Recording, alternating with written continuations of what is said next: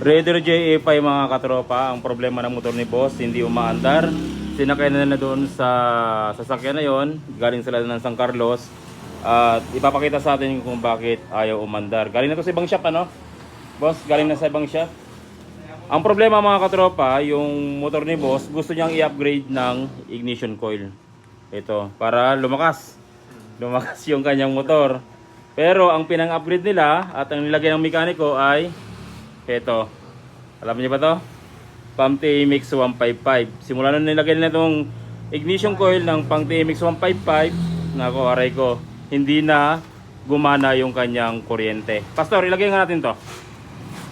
Ayan, saksak mo to, saksak mo to.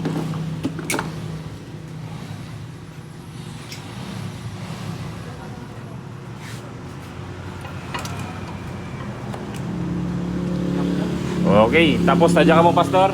Susin natin. Tingnan natin kung may lalabas na kuryente. Aray ko, walang lumalabas na kuryente.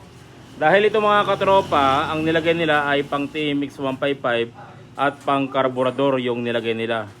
So wag na wag nyong gagamitin ito kapag ang motor nyo ay fuel injected. Huwag nyong gagamitin itong kanyang ignition coil ng TMX 155. So ang gagawin natin dito mga katropa, i-repair natin yung kanyang computer box at susubukan natin kung ma-repair pa natin. Kung hindi, boss, bili ng bago. So heto na mga katropa, yung computer box ni boss na repair na natin. At yung sira ng kanyang computer box ay itong MOSFET na ito. Kapag sakaling walang kuryente ang inyong motor at mayroong fuel pump, ang gagawin nyo lang, bubuksan nyo yung kanyang computer box, pumunta lang kayo dito sa MOSFET na ito. Ito lang yung nagbibigay at nagsusupply ng kuryente dito sa ating motor. Kapag sira ang MOSFET, hindi lalabas yung kuryente. Kapag mali yung ignition coil na nilagay nyo, pang carburetor, maapektuhan yung ating MOSFET at syempre, masisira siya. Pastor, ilagay na natin to. So ingatan nyo mga katropa na maglagay ng ignition coil sa mga fuel injected na pang carburetor yung ignition coil na kinakabit nyo. Madalas dito sa mga nangyayari minsan yun, mga Honda Click, nilalagyan nila ng ignition coil ng pang carburetor type, nasisira ang kanyang ECU. So nakalagay na yung ating computer box na ni-repair.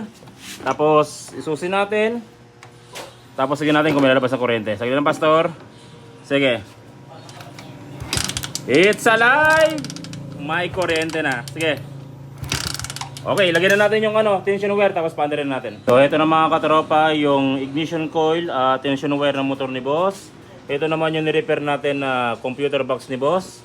Ngayon subukan natin siyang paandarin. Sige, Pastor. Iyan na. Isa pa. It's alive! Approve! Kung sakaling nawala ang kuryente mga katropa, yun lang yung puntahan nyo. Huwag muna kayong bibili ng bago. Siyempre mas makakatipid kayo kung i-repair natin yung kanyang ECU o i-repair nyo ang inyong ECU. Itong MOSFET lang ang salarin dyan kapag walang kuryente. Ngayon kapag walang fuel pump naman ang problema pero may kuryente, andito yung kabilang MOSFET. Pahalukayin nyo yun at doon kayo magre-repair. Kuryente, fuel pump yung kabila. Alright? It's alive no? Good na good.